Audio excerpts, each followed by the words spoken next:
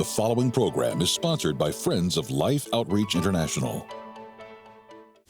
Lauren Burns was kidnapped by her father and taken overseas.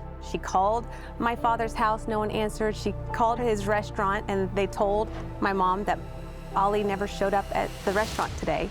Then her third phone call was the Royal Jordanian Airlines out of New York. And my mom broke down and said, please, I think my ex-husband's taken my daughter. So the woman came back on the phone and said, yes, we have a Lauren and a Ali arriving in Amman this evening.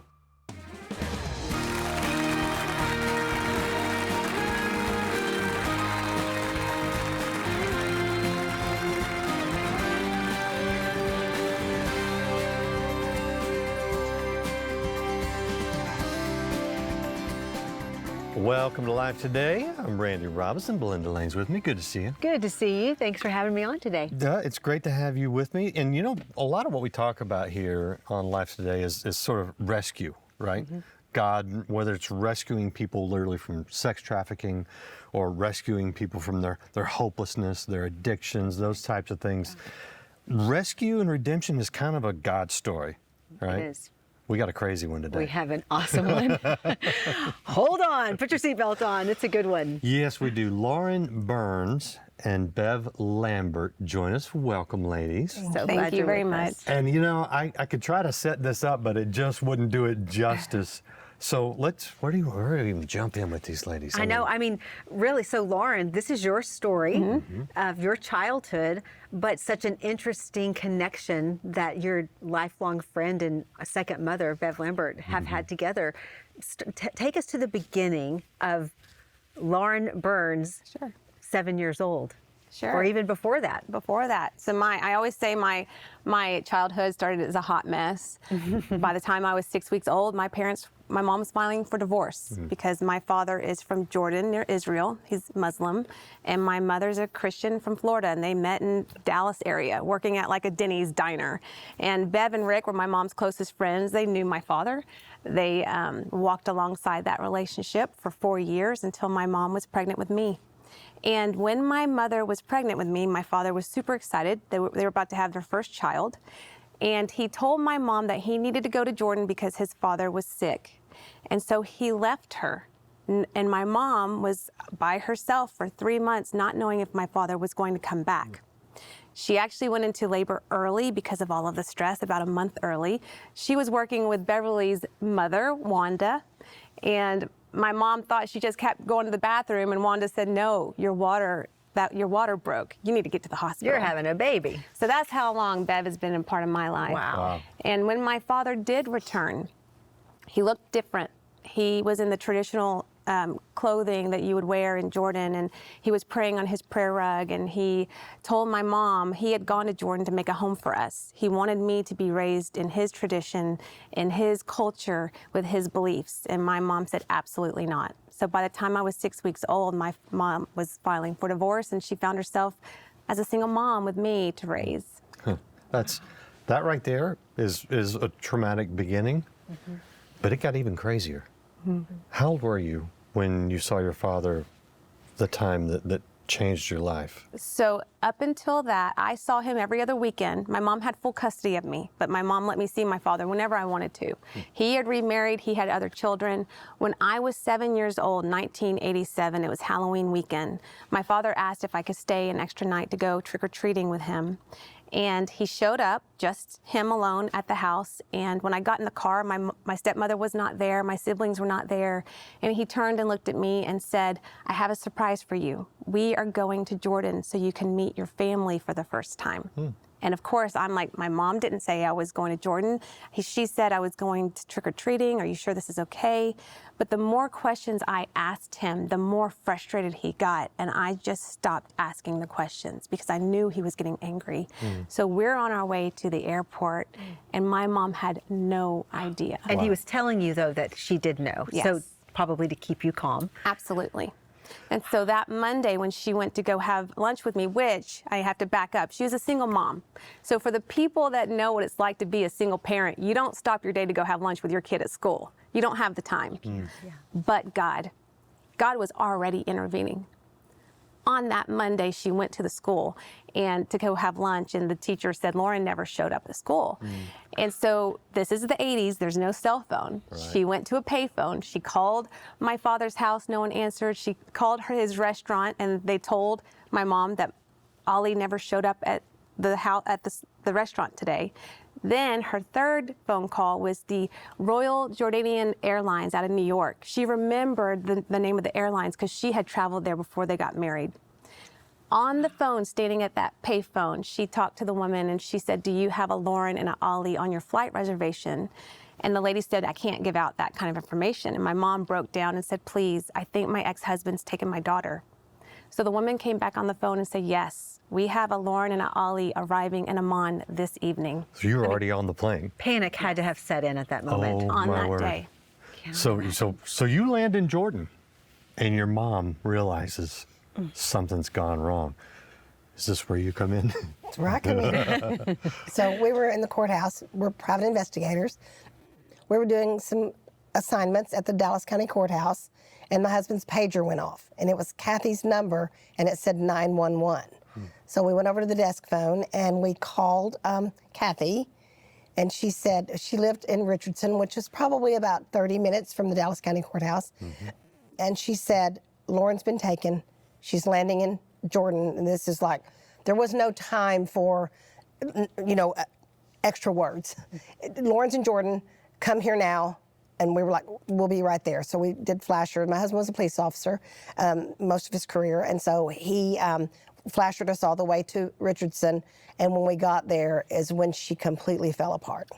Well, yeah, because it seems like there was a good relationship as, husband and wife exes, I guess. There was a good relationship there. There were no red flags when you would be with him. You even knew him. So Yes. this seemed a little out of the blue. Plus, he has a whole nother family. So Right. he's now left as well to do Yes. this. So none of the pieces probably felt like they were fitting together to make sense at any point in this. It was the conviction of his religion, which was completely opposite of how a Christian would behave. It was cloaked in every kind of hidden. Everything was hidden, and it just was so unlike it. We've realized we don't know this person that we thought we knew, Right. including Lauren. Didn't know the dad that she thought she knew. So what was it like when you got there? Do you remember? Because you're 7 again? I was 7 years old, yes. So my stepmother, I had a great relationship with my stepmother, and I had 2 siblings at the time, so I was a big sister. Okay. None of them were there. It was just my father. My father had sent her and the kids away, so they did not even know what he was doing. No one knew what he was doing. And the laws in Jordan at the time, Beverly found this out. My birthday's in September. He took me in October. The Jordanian law was when a child turns 7, all rights go to the father. So he had timed everything. He had planned everything. When I got to Jordan, it was just the 2 of us. I was, meeting my family for the first time. He has a huge family, 12 siblings. My grandmother, my aunts, they all lived in the same sort of building. Everyone spoke Arabic. I didn't speak Arabic. I had never left. I'd gone to Florida. That's as far as I had gone. And so it was total culture shock. And my father was different. He was not the loving dad that would brush my hair and put me to bed and take care of me. There was clear lines of, it's the women's job to take care of you, not his job. And so I was there without a mother. I was there not knowing the culture, not knowing the language, the food, the bathroom was different. It was a hole in the floor instead of a toilet. Yeah. Huge culture shock. And I was scared. And every time I asked, when will I see my mom again? I knew not to ask. He would just shut me down. Don't you like it here? Is my family not good enough for you? Don't you see it'll be fine? Just sort of pushing me off day after day. I knew things were wrong when I started going to school. I knew it wasn't a vacation when I had to go to school to learn the language, to learn to read and write, and I was the oldest in the classroom. Wow. I'm trying to imagine your 7-year-old little heart not understanding what's happening, not being able to talk to your mom, just the confusion and the fear that could have come over you, and not knowing if all this, you know now as an adult because you've been able to listen to cassette tapes and hear stories, but at that moment you had no idea if she was ever coming for you again. You have no idea. And looking back now as an adult, that's a big part of my story. No matter what storm you're going through, divorce, issues with finances, issues with children. God is moving in ways you might not ever know when you're in the midst of the storm. I had no clue that they were fighting for me day and night, and there was about to be a huge rescue mission to come get me. I had no idea, but God, He was working because of the prayers that they were praying when I was clueless. Okay, so pausing, she's in Jordan, not really knowing all that's going on, but you now, y'all have turned it into turbo mode. We did. You've had to basically put your private investigation firm on hold. We did. How did you even know what the next steps were to take? We didn't, but we were far enough along in the private investigative journey that we had worked for some pretty heavy-hitting clientele. So we were able to get into the offices and get on the phone with some powerful Dallas-based people. H. Ross Perot's office, we were able to actually get a meeting and a phone conference. There were some avenues that we were able to open that probably if we hadn't been in that field, we would have just said, well, call the police. You're right. But we knew about some other missions that had taken place as well. So we got in touch with those entities. But it was a dead end at every turn. No one ever said, oh yeah, here's what you do. Or have you thought of this? No one said anything like that. So at that point, there was only one thing to do, pray.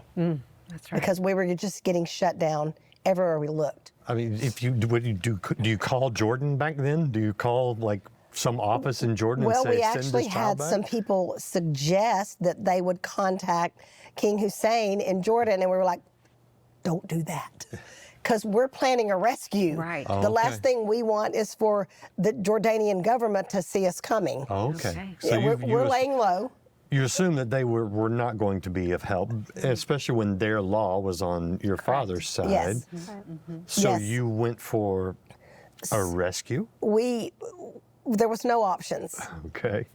The thought of not getting her back was not in any way in our thought processes. It was going to happen. When you're in the private investigative field, you learn how to do it by hook or crook, if you know what I mean. I think I do, but I'd love to hear more about it. Well, the turning point. So Rick had told my mom, go to Radio Shack and put a recording device on the phone. So smart. So every time they called Jordan, my mom would call and beg, and I've listened to all these cassette tapes, hours of conversations. It's horrible. Which was very hard and emotional to listen to. I can only imagine. But I hear my mom calling, begging, and people are answering. It's my aunts speaking only Arabic. Okay. And my mom was like, please, you have to bring Lauren back. I am her mother. This is not right. I will not prosecute Ollie. I just want my daughter back. Day after day, all day long calling. And they kept saying, Lauren's not here, Ollie's not here, in broken English. And all these days of not eating, not sleeping, the amount of depression, you can imagine what that house was like. Beverly, and I have this on a recording, on a cassette tape, I believe I have it because I know God wanted me to hear it, because they were living together. We had just moved in. If Kathy needed to go to a meeting, my job was to say, oh, Ollie, if he called, she'll be right back. She's in the shower. Let me have her call you back. We didn't want them to ever know Kathy was missing, because it might give them the notion that she was on her way to Jordan. Right. So she was always around the corner. She was not out of pocket. You had to think 2 steps ever. ahead at all Right. times. Yes. Okay, so your mother was heading to Jordan. Well, but this phone call, so Beverly called my mom and said, you have got to get away. You've got to pray and fast. And Beverly talked to her about fasting brings you the closest to God. Okay. And my mom said, you're right. I have got to get away and fast There was and a pray. lot of noise, a lot of voices. Yeah. Everyone had an opinion. That wasn't God's opinion. I'm tired of listening to these ideas and these, suggestions. We have to know it's God. We have nowhere to turn. Yeah. Go away and don't tell me where you're going. Okay. And I want you to get Okay. on the ground before God and fast and pray until you do have the answer. Don't call until you have the answer. Why was that so down in your soul? Because when you think we need to go rescue a child from another country, we're not going to have the cooperation of that other country. don't normally think that means let's just pray. People feel like they're not doing anything, right? Mm-hmm. There's a difference. Tell me. In saying, I'm going away with you, God, and I'm going to wait until. Oh, wow. Then saying, let's all pray. Let's join hands and pray. Yeah, There's a difference. Yeah. What's the difference? But also, this was a spiritual battle. Yeah. This was Christianity against his faith. Yeah. So In there's no way to fight that except prayer. In that motel room on the third day, she went to Fort Worth. And in the motel room the third night after fasting and praying, God gave her the scripture, Daniel 10:12.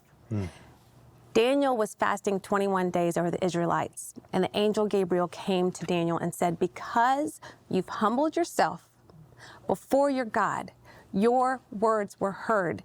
And my mom just wrote it and said, it took 21 days because there was a battle in the heavenlies over the Israelites. There was a battle in the heavenlies over me. And so God told my mom in that motel room, you have got to lay down your cigarettes, because she was smoking nonstop. You've got to forgive areas of bitterness and anger and forgiveness and surrender them. And my mom did. She prayed, she wrestled with God, she walked out of that townhouse and went back to the townhouse with Bev, and Bev opened the door and said, you don't look the same. And my mom said, I'm not. I'm going to get my child back. And that's when everything changed in our story. Which is so amazing. You know, it makes me think, just like you said, Randy, there's a feeling that we might have that by pausing and praying and fasting, it's like we're not doing enough. How do we do that? Yet in your story, that moment was actually what kind of allowed the Lord to do the supernatural thing that we could never do in our humanness. And so what doors opened after that? What happened with your mom and the rescue mission from there? So after that, Rick had got an appointment at the Dallas County Courthouse. So my mom to stand before the grand jury.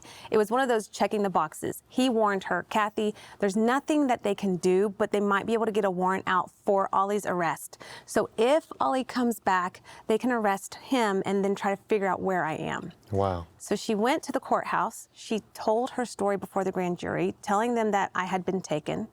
They told her, we're so sorry, there's nothing we can do.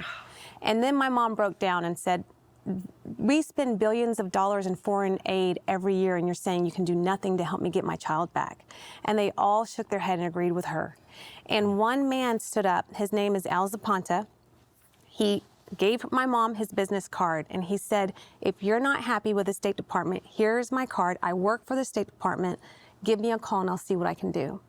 So she put that in her wallet and walked out, and that's when she went and prayed and fasted. So when she came back home, she pulled out that card on a Monday and she called Al. Al told my mom 1 week before he was the foreman at that grand jury, he was in Washington, D.C. meeting with one of his friends by the name of Everett Alvarez. Everett Alvarez was the second longest held POW. He was held for 8.5 years. Everett, during this lunch, was telling Al about a group of men, ex-Green Beret Delta Force Army Rangers. They had just started a company called CTU in North Carolina. Their mission was to go to the Middle East to rescue hostages, not children, but hostages. Still. Wow. Yeah, wow. That is how God works. God was already putting everything in the right. Like, Al was the foreman that day and the jury. And so that was the catalyst. My mom praying and fasting, and then everything started trickling down. So my mom said, I want to talk to these men.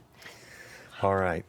We're going to have to just say a little timeout to you guys and put this on pause, because we're going to have to finish this in another program. And I know, I hate to do that for you guys. And if you're not able to watch it, as it's scheduled, DVR, whatever, you can always go to lifetoday.org for all of our shows. We will come back. You will find out what happened.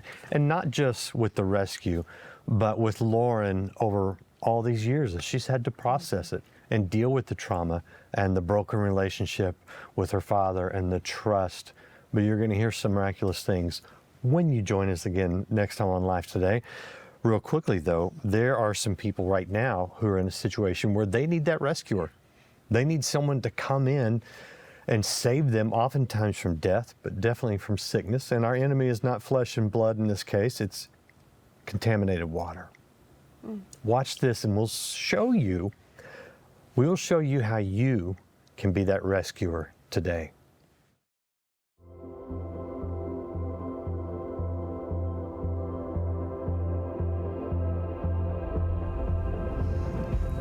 Why would anybody drink this? This water is so polluted by animals and people and runoff and environment.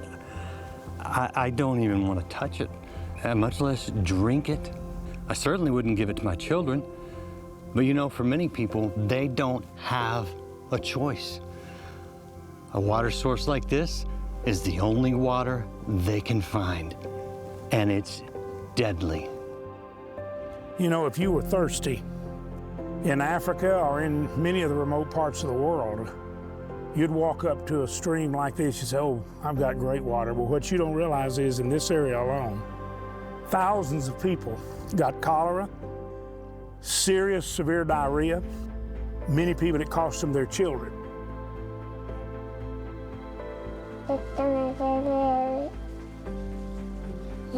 Aquí, de ahí me duele la cabeza y me pega ganas de vomitar. And they can't do anything about it because it's all the water that they have. I just can't even imagine. This little baby is so precious, so beautiful. Her mother loves her so much, and I want to see this little baby live healthy because we've given some fresh water to them. As we give water for life, we give life to so many people. They are asking us, they are begging us. If you could just give us fresh, clean water, we wouldn't be so sick. We could work to grow our crops. We could take care of our families. And it starts with you. Let's give water for life so people can live. You are the answer to the problem. We can give them clean water. We are prepared in over 20 nations to drill 350 wells or more, I hope, this year. But we're relying on viewers just like yourself. And you need to know that there is nothing too small. Saving one life, 2 lives is huge. Let me give you the breakdown real quick so you understand. The average well for us costs $4,800. There are some places that are very difficult to reach. There are some places where to get to actual clean water, you have to drill quite deep. But we go in and we make it a well that will last for an average of 70 years. It's totally enclosed. This is truly water for life because it is clean drinking water. It changes a village. It changes a region. We believe we have impacted nations through this. But again, it's all because of you. Some of you can drill an entire well, and I would encourage you, if you can do that, please do that. You'll bless so many people. Some of you can join with others. $48 will help provide clean drinking water for a lifetime for an average of 10 people. A gift of $144 would do the same for 30 people. But here's the important thing, and Belinda, I know you know this, I know you believe this. When we go in and we give someone clean drinking water, it's a good work. But when we go in and we give clean drinking water and we preach salvation in the name of Jesus Christ, it's a God work. It's a God work. And it makes me think, you said something a minute ago about even if it was just one person, you know, not one person can't do everything, but every person can do something. And that something that you sow into this ministry will change someone's life. It will save someone's life. It is, and I've seen this. I've been blessed to go to a lot of places where we have drilled a water well because of viewers just like you, and I've seen the difference it makes. It changes the health of a village. It changes the sort of the temperature, the spirit, I would say, of a village, because those who are so brokenhearted because they've lost children in the past, they know that death has been pushed away. And we tell them everywhere we go, we tell them we are here because of God's love for you, that God has put a love in our hearts that we want to express to you through this simple act. So again, I would invite you to join us. to share God's love in word and deed through Mission Water for Life, go online, go to the phone, make the best gift you can. Every day, thousands of lives are lost to waterborne disease, and nearly half of those are children under the age of 5. Through Mission Water for Life, you can give mothers hope and children a future as we provide clean, fresh drinking water, free from the fear of death. With your gift today, you can help drill and establish 350 water wells this year. Your gift of $24 will help provide clean water for 5 children. A gift of $48 will help provide for 10. And $144 will help provide life-giving water for 30 people for a lifetime. With a gift of any amount, we'll send you Discovering the Joy of Reading God's Word. Whether you've read the Bible for years or are just beginning, this book invites you to experience Scripture in a fresh, more intimate way. With your gift of $100 or more, you may request a Life of Compassion coffee table book, capturing Life Outreach's heart for the world. Each page pairs timeless Bible verses with vivid mission field photography, making God's Word visible in action. Finally, please consider a gift of $1,200 to help provide water for 250 people, or a gift of $4,800 to help sponsor a complete well, and request Life's beautiful 2026 bronze sculpture, The Good Shepherd. Please call, write, or make your gift online today. I do hope you're going online, going to the phone right now. Make the best gift you can. You can be that rescuer. You can share God's love with someone in desperate need. And you want to hear the rest of the story? Belinda, do you want to hear the rest of the story? Oh, I'm like on the edge of my seat. Tell me more. Lauren, Bev, can you guys come back? And let's find out what happened and see what God's done in your life? Please. All right. We hope that you will come back too. Don't miss Life Today. We'll see you again next time.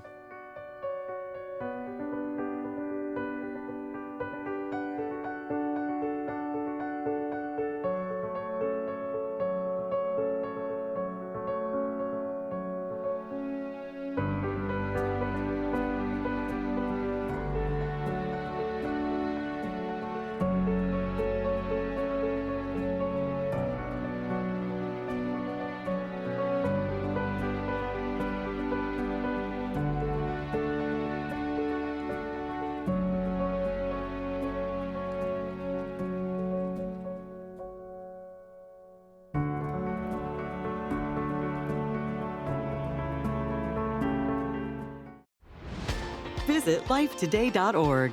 Dive into your favorite Life Today programs. Visit lifetoday.org and experience the best of life. At that moment, it's like I went into shock. I thought I was dreaming.